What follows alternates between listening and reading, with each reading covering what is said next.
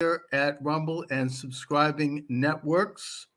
And my guest is the author of Parents of the World Unite: How to Save Our Schools from the Left's Agenda. Ian Pryor is one of the most recognizable voices in the parents' revolution that has swept the country. Ian, you are emanating from Loudoun County Public Schools, which was, I think it's safe to say, the epicenter of this revolution. So talk a little bit about that and how you got into it and what was your involvement in that particular situation. Yeah, absolutely. And thanks for having me. The Welcome. controversies in Loudoun County really started in 2020, like a lot Can of you school tweak up districts. your volume a little bit? I need to hear more sound here. Sure. Does this Thank work you. better? Check one. Better? A little bit, a little more. A little more? Good. There we go. Much Okay. better. All right. Yeah, the controversies in Loudoun County Public Schools really started in the summer of 2020, like a lot of places in the country where, schools were closed. You had a lot of parents organizing to push back on that and try and reopen schools.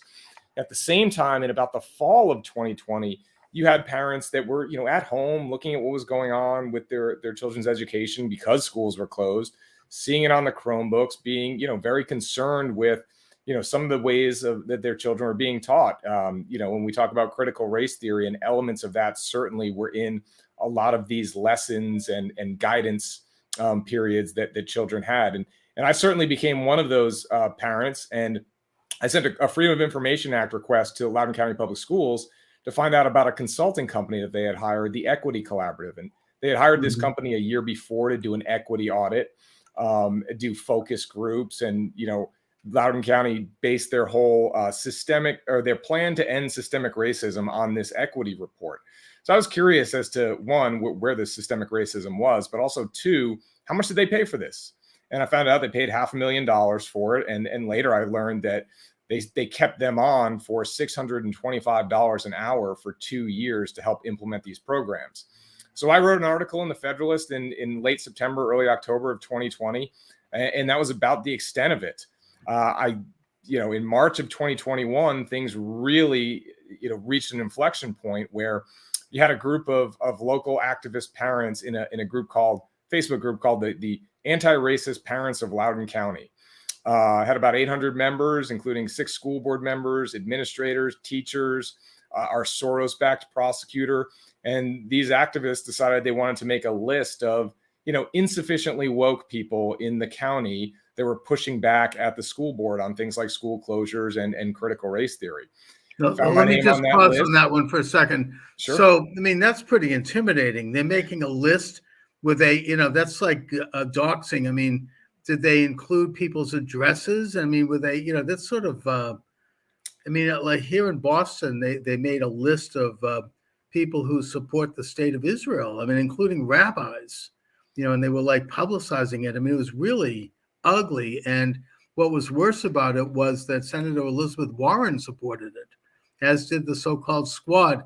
So this is an intimidation tactic that is becoming all too common. So anyway, go on. Yeah, so that's exactly right. There were people in there that were suggesting, well, we need to infiltrate these parent groups that are opposed to school policies. We need to publicly expose them.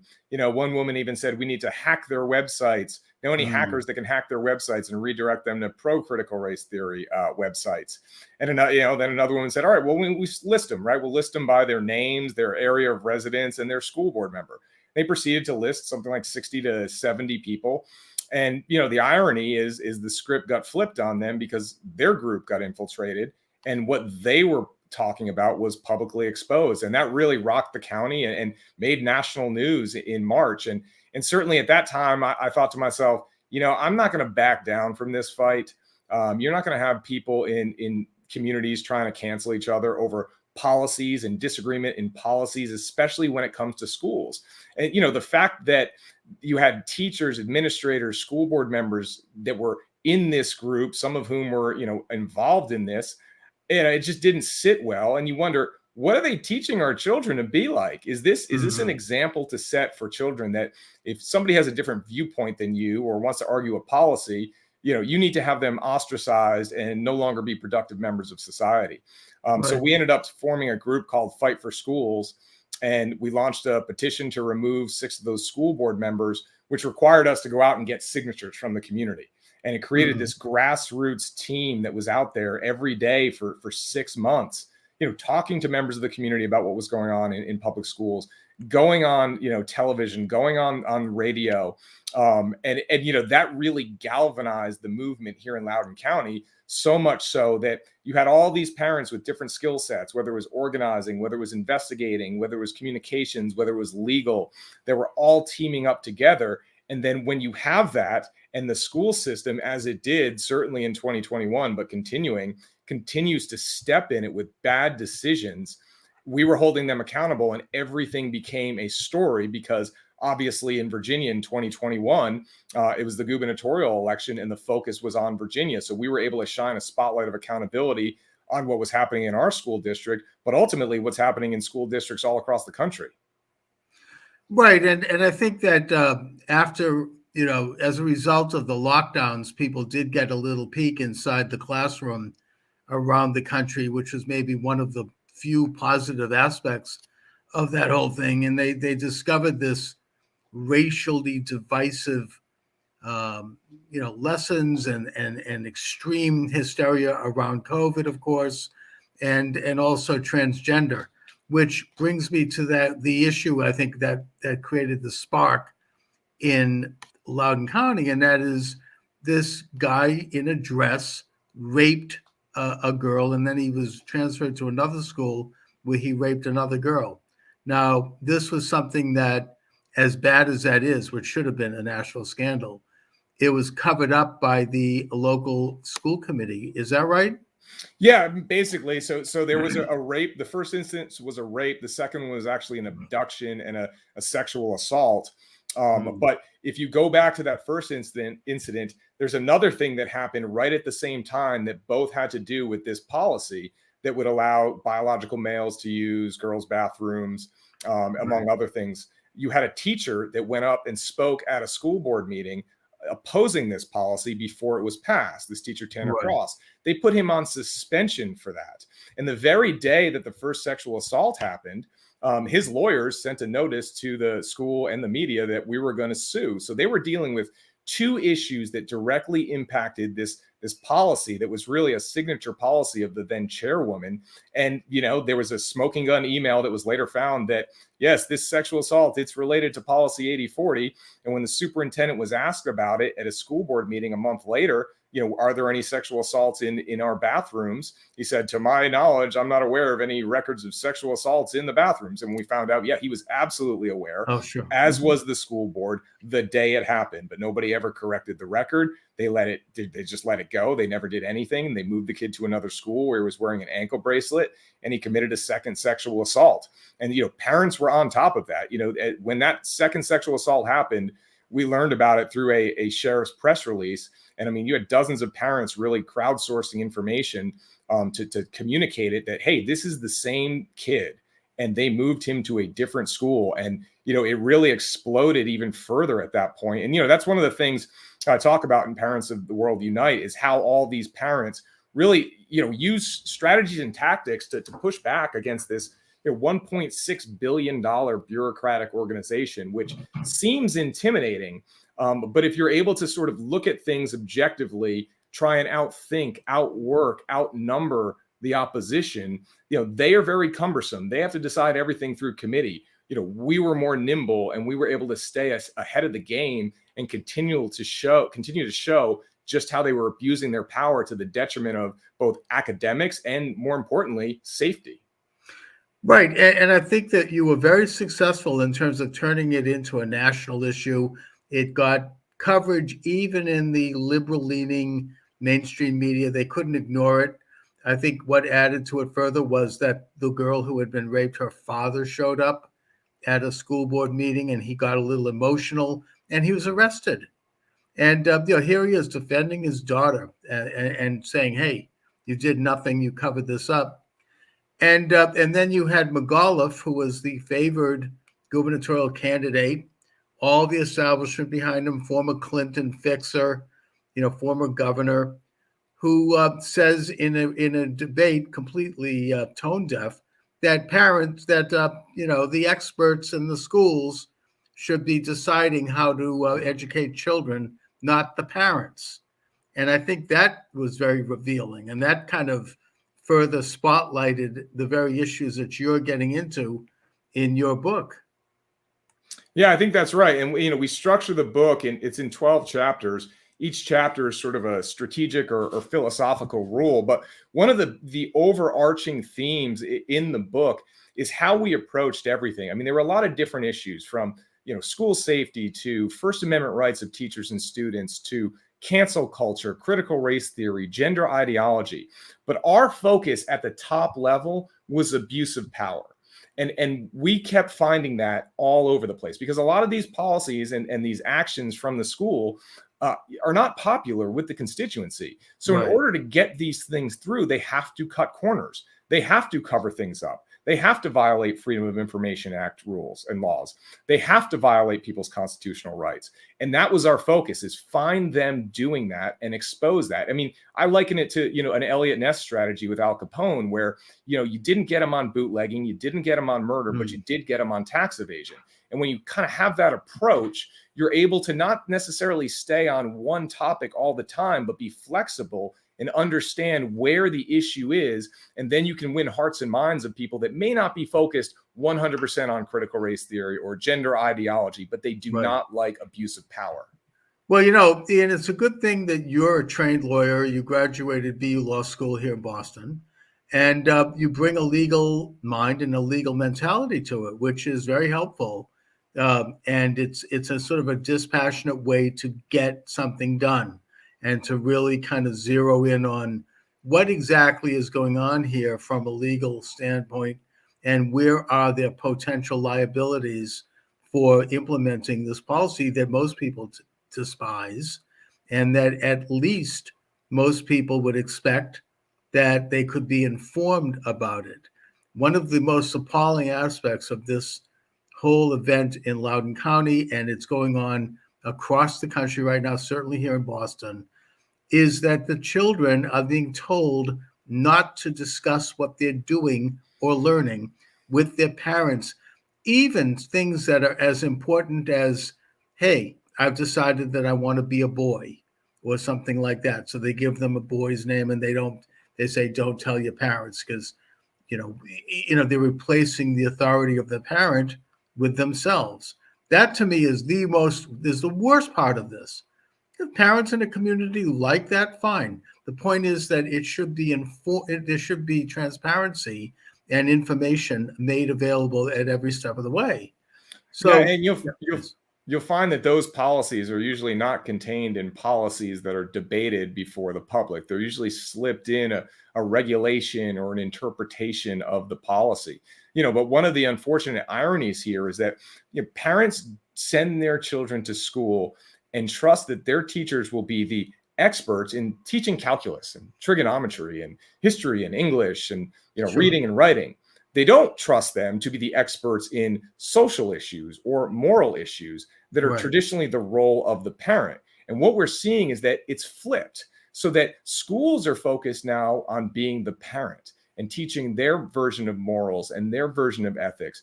And the academics suffer at school, and then parents have to work with their children more at home to catch them up on academics, because they're not getting the proper training in school. It's completely backwards. Schools have become social indoctrination centers, and homes have become where you have to really catch up on the academics.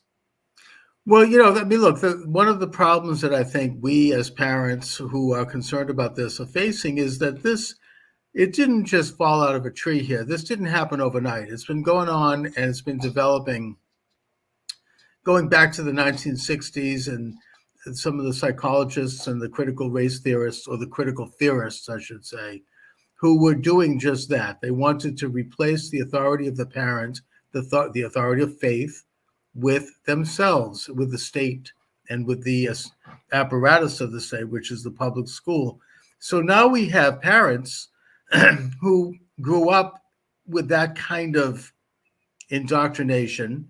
There's a psychological component of conformity that has been very studied by by frankly the CIA. I don't want to get too into it, but The Naval Department and the Department of Defense has done research on it, how to get people, condition people to accept things with social pressure and with groupthink. And so you have what we're up against here are parents who don't understand this issue and who actually support these things and who think that it's right. I mean, for their own children, which is very strange, but so be it. You'd think that the parental instinct might kick in, especially for the mothers, but whatever. Yeah. Yeah. Yeah, and that's chapter 1 of my book, rule number 1, every neighborhood is a battlefield, because and not that you want to turn your neighborhood into a battlefield, but it already is. I mean, you have people that they want to be accepted, they want to be valued, and they feel this is their path in, right? Where these policies, these ideas, and them standing up for these ideas makes them somehow paragon of a new civil rights movement. But then, of course, they take it way too far, and it's, you need to believe what I believe. You need to raise your children the way I want you to. You need to live your life the way I want you to. And if you don't, then you're going to suffer consequences from this groupthink or from these mobs of people. I mean, we call them Chardonnay Antifa up here, but it is true. And a lot of people don't pay attention to what is going on day in and day out in schools. They're not necessarily dug into the issues like a lot of the parents out there that are showing up at school board meetings. Unfortunately, those are the parents that sometimes find their children, going to school and claiming to be a different sex, and they don't even know about it because they're not tuned in to what's happening. And then when they find out about it, they're shocked and they don't know what to do. And it's unfortunate that it has to take those events. But really, that's the problem we have is sort of winning the hearts and minds of people and getting them to really wake up to what is happening in the schools, not listening to the narrative that you hear where they say, well, they don't want to teach accurate history or they want to ban books. Like, listen, that's one of the most absurd things I've ever heard. The government paying for books to go in a library and making a decision on what books the government should pay for is not banning books. I mean, certainly people wouldn't be in favor of, putting the anarchist cookbook in kindergarten and letting a child explore their bomb making identity. So I'm not really sure, how putting materials that, allows them to explore their gender identity is any more appropriate. Well, it's not banning books. It's simply saying that there are some books that are not appropriate for children. And that's something that up until, I don't know, recently was kind of a given. I mean, it's like putting a warning label on a package of cigarettes. You want to let people know what's going on inside so that they can be informed. Whatever happened to trigger laws, which of course is something that you think that the left was into. But as far as the books go, there have been parents and young students who have stood up in school board meetings. You can see these videos, at least you could, maybe not right now, they might have been censored, but for a long time they were on YouTube, where they just simply read the content of the book and they show the pictures in front of the school board. And they're things that by any conventional metric would be seen as pornography. How do they explain why this is necessary? I mean, I get the fact that some adults like that, fine. They go to a place, they get a magazine and a wrapper. But why, how do they justify that for children? What exactly are children supposed to benefit from in that regard? Well, what they do is that they try and tug at the heartstrings and say, you have a book and it's an LGBT book. And, children need this book because we need to be inclusive of different points of view and different identities. And if children don't have this, then they're not going to feel included, which of course is ridiculous. You can get that book. If you're a parent and you want to get your child that book on Amazon, go right ahead. But it shouldn't be sitting in a classroom library with 25, 30 kids as anybody can pick it up and decide to read it. That is something that should be a parent's decision, not a teacher's decision. And, when we talk about this, and I talk about this in the book as well, in a chapter, a rule called, Make Your Fight Must See TV. And in May of 2021, I think that's, probably where a lot of this started. We had a bunch of moms, they had placards with the words from a book, and they held up the placards and then read the lines from the back of the placards, and you could see the discomfort from the school board members, but they don't do anything about it. And I think a lot of them end up surprised because this ultimately, you spend big money, you get some contractor that might be connected to somebody in the administration, and they just start sending books, and it's all about the money. Follow the money. Who's paying for it? What's the connection? And then it ends up in your libraries. And once it's in the library, once it's in the classroom library, it becomes a lot harder to get out. Right. And also, I mean, look, being tolerant toward alternative families and whatnot, that's one thing. But how is that advanced by books that give, if you don't mind my using a pun, blow by blow details? I mean, this is like, is this really what you want to put in the schools? That is an endorsement of things that, are not appropriate anyway. But even if one thinks they are, you don't want to have the government and the official school, putting a good housekeeping seal of approval Exactly. on that. The other factor that's come to light recently is this really strange business of drag queens reading nursery school and young children books. When my daughter was in public school, only parents would go in and read the books to the children. I did it, and it was kind of like off limits to anyone else. Why all of a sudden now are they bringing drag queens in? What is children supposed to learn from that? Again, I think it's driven by parents, right? It's driven by parents that think this is okay and are trying to prove a But how do point. they explain it? Why is it okay? Because it's inclusive. They want to expose their children to all different kinds inclusive of lifestyles. Of what? I mean, drag is an adult entertainment for people who like it. You're not going to get a disagreement from me, but I'll tell you, that's what I hear. That's what I hear from them. It's really, I mean, you're talking about 5-6-year-olds. Don't they have anything else they'd rather be doing? Running around outside, riding their bikes, playing soccer, than going to a drag queen show. But again, it's like, if you want to take your kid to a drag queen show on your own private time, I mean, that's between you and your future kid. But if you want to pay for it with government funds, if you want to put it in schools, well, that is a very different story. Again, it all comes down to what is the government doing here? They're legislating morality, their version of morality, which goes against the vast majority of the people which they serve.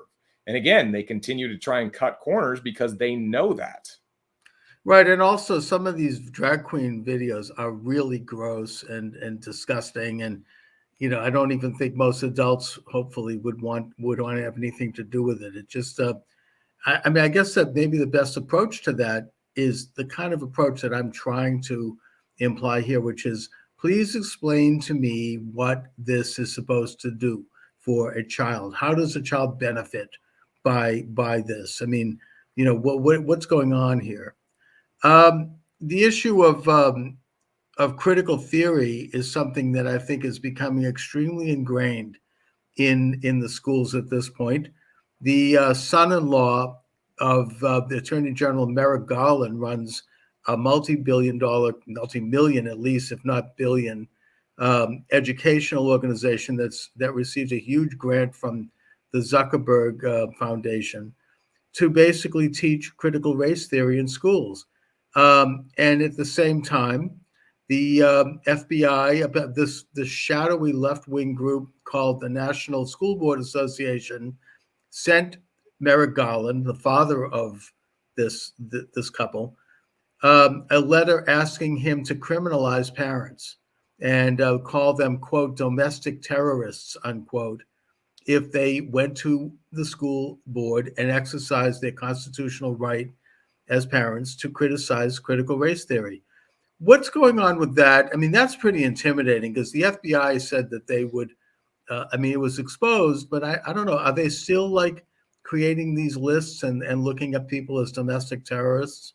Well, the House Weaponization Committee released a report yesterday, which really went into it. They received, the FBI and the DOJ received a lot of pushback from local law enforcement. There wasn't some, big national threat to school boards. It was parents showing up. And most of the things that they were flagged for, or that they were reported to the FBI, weren't considered threats. But they want to show like we're the victims, right? We're the victims of these angry parents. Let's show the world that they're the bad guys and we're the good guys. But the other thing that was in that report that was very interesting is the timing of that NSBA memo and the Attorney General memo, which was the end of September, the beginning of October 2021. What was happening in 2021? Terry McAuliffe was running against Glenn Youngkin, and Glenn Youngkin was starting to surge because he was embracing the parents' movement that was taking place in Virginia. And, if they thought that somehow was going to help, that was actually going to chill First Amendment rights, it didn't. It didn't at all. I mean, people kept showing up. They kept making their voices heard. They knew that they weren't doing anything wrong. They understood what the laws were, and they understood that this was a stunt from the federal government, but a very scary and dangerous stunt to weaponize, the largest law enforcement bureau in the country, along with the Department of Justice, to intimidate parents who are merely speaking out at school board meetings. And yeah, some of those speeches can get angry. Some of them can get hostile, but I've not seen a single act of violence committed at a school board meeting, certainly one that would necessitate a federal agency getting involved like it would, a trans or a interstate ring to create domestic terrorism. Right. I mean, even if there was an incident, I mean, that's still a local, law enforcement situation. I mean, most of the school board meetings, I assume, have a couple of people on staff who are, there as a security. It's not like something that requires the federal government to come in and send, guys dressed as ninjas to sort of pick somebody up. And I think the reason that Glenn Youngkin also won is because he fielded a team of lawyers who understand voter fraud and were on call at the drop of a dime in case anybody wanted to report an incident, and that he fielded thousands of volunteers to man the voting booths and to work in the counting rooms, and other people, grandparents, teenagers, anybody who had a little time who wanted to get involved in ensuring that it was a clean election. And I think the result is that Virginia probably had the cleanest election they've had since Thomas Jefferson. I'm not even sure that one was so clean. But, the point is that that's a model for the country, and it takes courage to do it. It takes a lot of perseverance, but it's certainly one way that people, parents, as I say, anyone who has a little time can get involved in public life and get involved with helping to save their country. I'm concerned about, where does the parents' revolution stand now, not only in Loudoun County, but given that you're one of the leaders of this movement, where are you nationally? Well, I think you look around and it really depends on the states, but I think a couple of things are sort of happening at different state levels. I mean, you're starting to get bills passed that ban using, puberty blockers, hormone therapy, surgeries on minors. You're getting school choice in different states. You're getting, greater transparency rules in different states. Now, that's not, unfortunately, every state, but the fact of the matter is those states have really latched on policy-wise to what parents have been asking for across the country. Now, one of the things that's going to happen from that, I think, is when you think about school choice, it allows parents to take their children out of the schools that they believe are failing them and move them to a different school. But it's also going to create an effect from state to state, because if parents are feeling that, well, I can't send my child to the school I want in this state, but if I move to that state, well, I'm going to be able to do that. So you're going to start to see a bleed from states to pro-school choice states over the next couple of years.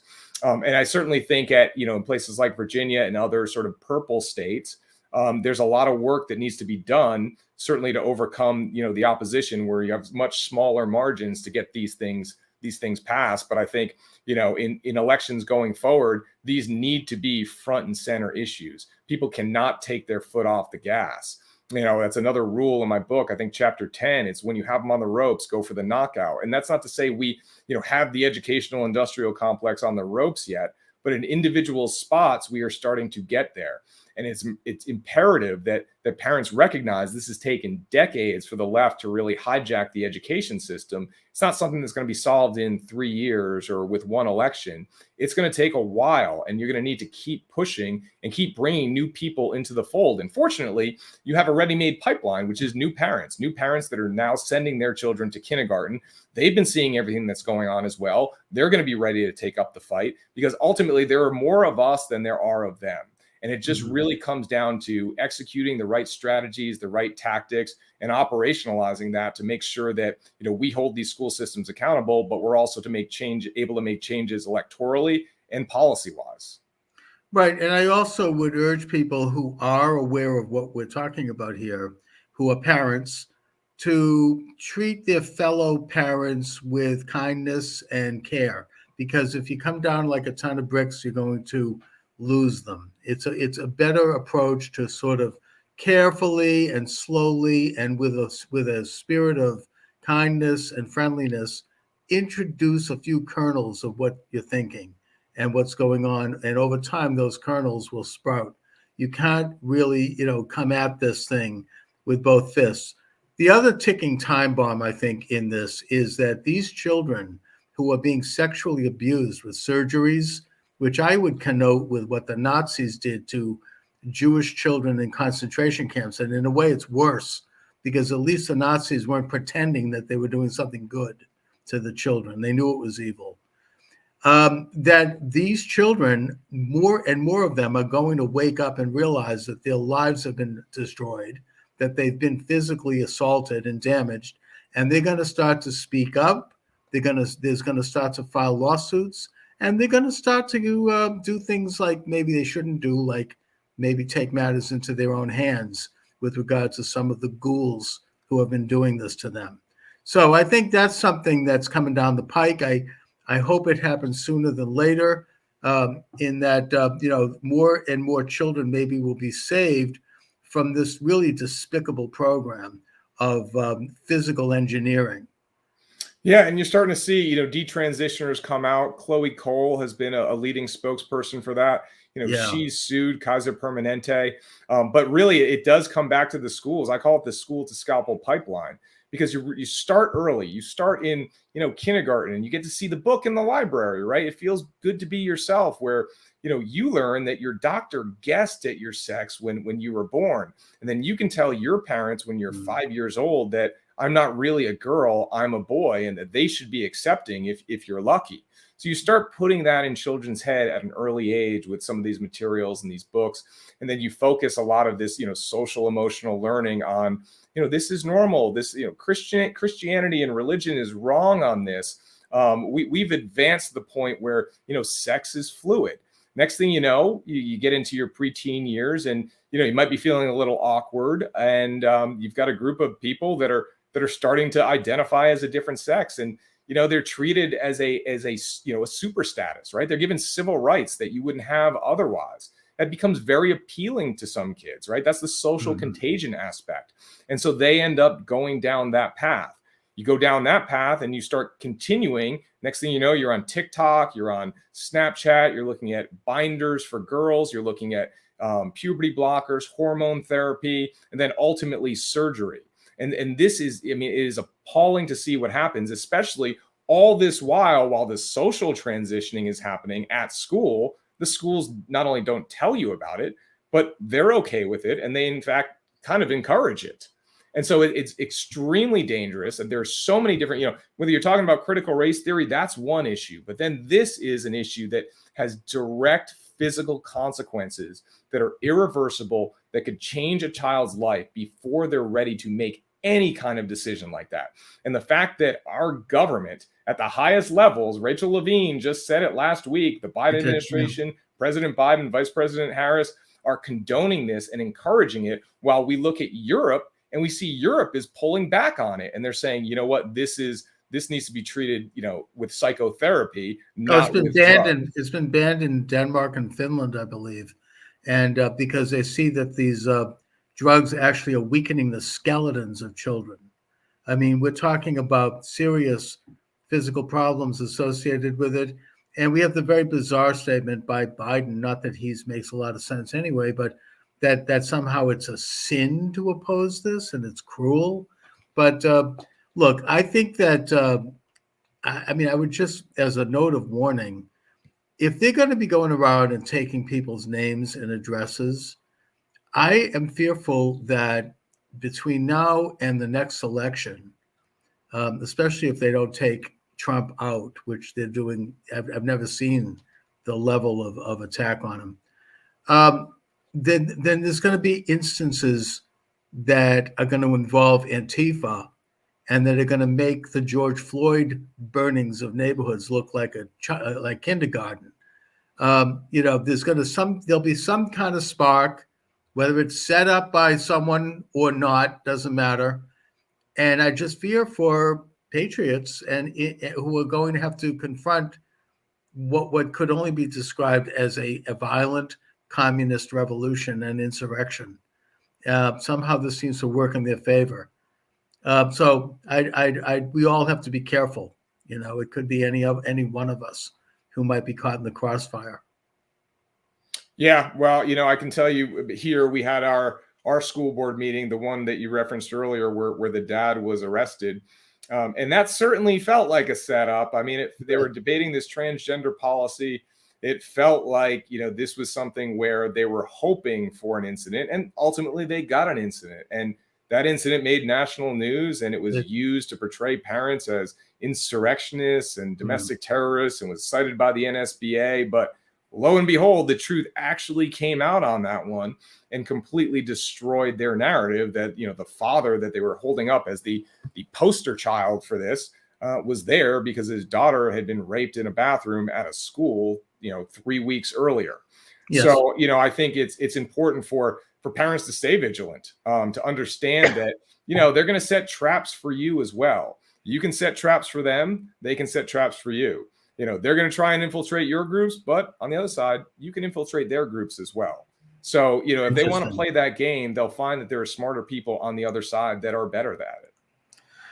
Well, the other thing that really is in a way shocking to me is that I understand that the far left is going to embrace things like transsexuality or whatever you want to call it and all of that because it's subversive. And they are subversive and they are revolutionary. They want to change human nature. They want to abolish their antinomian. They want to abolish the law of nature. But what shocks me is that there's always been that element. In every generation, there's been that element. But I've never seen it reach such a mainstream level as it has right now in this country, where you have the president, you have cabinet members, and you've got high-level people across the board who are openly and quite brazenly not only advocating these subversive ideas and policies, but that they've normalized it. That in a sense, they've now created a situation where the normal of us are the subversives. So I find that shocking. It's from a sociological standpoint. What do you think? I mean, I think it's social media. I mean, I think you have to look at the rise of social media. Yeah. And, in the past, there was a gate of information, and you had to achieve a certain level of credibility to pass that information along. And, based on your name, based on your work record, based on what you've done in the past, people would either trust you or wouldn't trust you. But now anybody can go out there on Twitter or Facebook and start pushing whatever. And unless you're conservative. Yeah, exactly. And then they start all grouping together and finding other people that have these ideas. And, and then you get politicians that say, all right, well, that's our base. Now we have to appeal to them. And it creates this vicious cycle where, all right, it works. Let's keep talking crazy. We're going to get more crazy people all pooled together in their little social media echo chambers. And then the politicians just continue to, give them voice to impact policy. Indeed. And there's also a huge amount of money behind this. You have to follow the money and realize who's financing this and why. Anyways, Ian Pryor, I want to thank you for joining me. Please let my listeners and viewers know where they can get your excellent book or any other information that you may care to share. Sure, you can get it on Amazon. You can get it on Barnes and Noble, Target, Books a Million, any retailer really. I would encourage people to buy one, buy a second one, send it to your woke neighbor or your woke friend, and give it to him for April Fool's Day. And you want to follow me? I'm at Ian D. Pryor on Twitter. Right. The book is Parents of the World Unite: How to Save Our Schools from the Left's Radical Agenda. It's also available on my commerce page, the Moscowitz Village Market. Ian Pryor, listen, I admire your courage. I appreciate what you're doing. Let's stay in touch. If there's anything that develops, please contact this show. I'd like to have you on anytime. And thank you very much, sir. Thanks for having me. All right. Take care. You too. Thank you.